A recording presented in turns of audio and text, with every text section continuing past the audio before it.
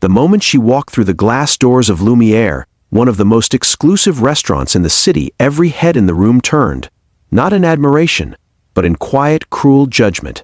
She was wearing a simple emerald green dress, the kind you find folded on a clearance rack, the kind that has no label worth mentioning. Her hair was unstyled but fell naturally around her shoulders in soft waves. No designer bag, no diamonds, no armor.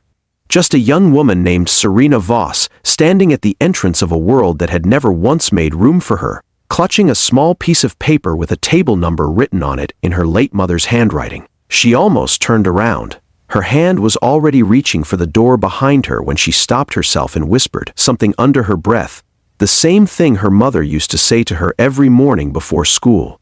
You belong everywhere you choose to stand. So she straightened her spine, lifted her chin just slightly, and walked forward. What Serena didn't know, what nobody had bothered to tell her, was that the man waiting at that corner table was not just any blind date. He was Callum Ashford, 34 years old, founder and CEO of Ashford Industries, a man whose name appeared in financial magazines and whose face had graced the covers of business publications across 3 continents. He had agreed to this blind date only because his aunt had begged him for months, insisting she knew someone special. He had expected nothing. He had prepared himself, in fact, for polite small talk and an early exit. He sat at the table in his navy suit. This is AK Stories, where emotional stories remind us that one act of kindness can change everything. If you believe kindness still matters, press like, share this story with someone special, comment below, and subscribe to AK Stories for more inspiring stories. Coffee cup in hand, already mentally drafting the excuse he would use to leave by 8 o'clock. And then he saw her. She was moving between the tables slowly, checking the number on her paper against the table placards. Clearly unfamiliar with a restaurant like this, clearly nervous in a way she was trying very hard not to show. He watched her pause near a table where a couple laughed too loudly, watched her step back slightly when a waiter moved past without acknowledging her, watched her look around the room with eyes that were simultaneously vulnerable and impossibly steady. She wasn't performing confidence. She wasn't wearing it like a costume. Whatever she had, it came from somewhere much deeper, and Callum, a man who had spent 15 years reading people in boardrooms, felt something shift quietly inside his chest.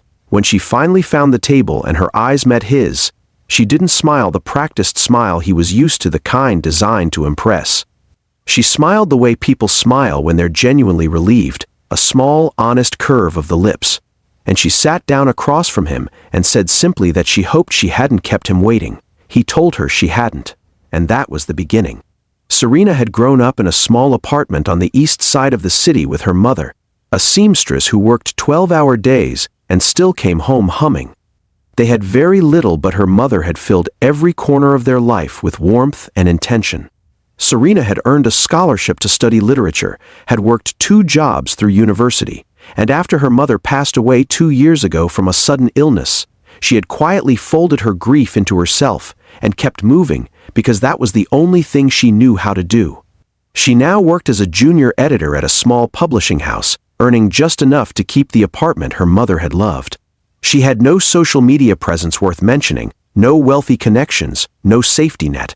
What she had was a fierce, quiet intelligence, a heart that had been broken and rebuilt more than once, and a way of listening to people that made them feel, for the first time in a long while, genuinely heard. Callum discovered this within the first 20 minutes of their conversation. He had expected to do most of the talking, as he always did. People were usually eager to impress him, to list their accomplishments, to perform. Instead, Serena asked him a question no one had asked him in years. She asked him what he had wanted to be when he was a child, before the business, before the success. He had laughed, caught off guard, and then found himself actually answering, actually remembering the 8-year-old boy who had wanted to build things with his hands, who had loved fixing broken radios and taking apart clocks just to understand how they worked.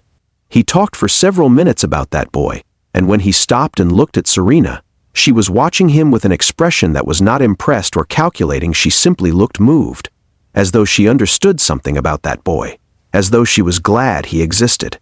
Over the next hour, the restaurant around them seemed to dissolve. The polished surfaces and soft lighting and quiet murmur of wealthy conversation faded into background noise.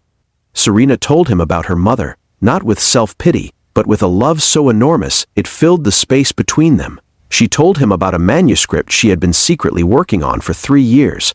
A novel about a woman who spends her life translating other people's words, and one day discovers she has forgotten the sound of her own voice. She told him this with a self-deprecating laugh, as though embarrassed to admit it mattered to her.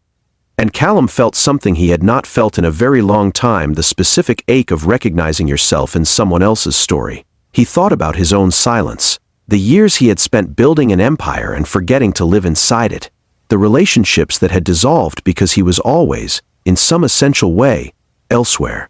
He had money and influence and a penthouse overlooking the harbor, and he had been, if he was honest with himself, profoundly lonely in a way that success could not touch. And here was this woman in her simple green dress, with her honest eyes, and her unfinished novel, and her dead mother's courage living in her chest, and she was more present in this single evening than anyone he had shared years with. They closed the restaurant. They didn't realize it until a waiter gently mentioned that the kitchen had been closed for some time. Serena looked horrified and apologized immediately, and Callum laughed a real laugh, not the kind he used in meetings, and said it was the best evening he had spent in as long as he could remember. Outside the restaurant, on the pavement under a sky full of clouds, they stood for a moment in the particular quiet of a city late at night. Serena pulled her thin cardigan tighter against the cool air, and Callum noticed and said nothing but filed it away in the part of his mind that was already, helplessly, paying attention to every detail of her. She told him she had taken the bus to get here. She said it without apology, without shame, just as a fact. He told her he would call a car for her. She refused. He insisted gently. She laughed and said she had been taking buses her whole life, and they had never let her down. Then she looked at him with those steady eyes and told him she had a wonderful evening and meant it entirely, and turned and walked toward the bus stop at the end of the street. Callum Ashford, a man who had negotiated billion-dollar deals without blinking, stood on the pavement and watched her go and felt, with absolute certainty, that he had just met the person he had been unconsciously looking for through every crowded room and every hollow achievement of his adult life. He called his aunt that night. He told her she had been right. She laughed so loudly he had to hold the phone away from his ear. In the weeks that followed, he pursued Serena not with grand gestures or expensive gifts, but with attention the kind she had rarely received. He remembered everything she said.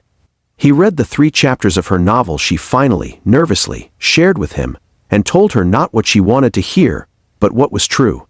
That it was extraordinary, that it deserved to exist in the world, that she deserved to finish it. He showed up at her small apartment one Saturday morning with coffee and a bag of pastries, and asked if he could sit beside her while she wrote, just to be near, not needing anything from her.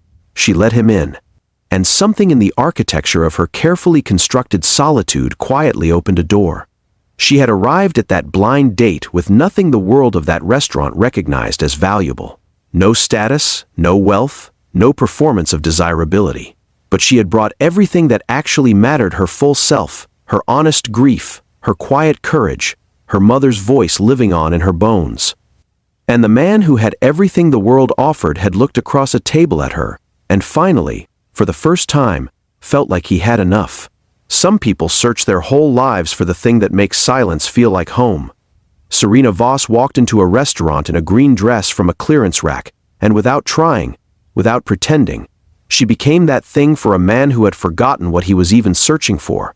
If this story stirred something in your heart, if it reminded you that your worth was never something you had to prove, please like this video and share it with someone who needs to hear it today.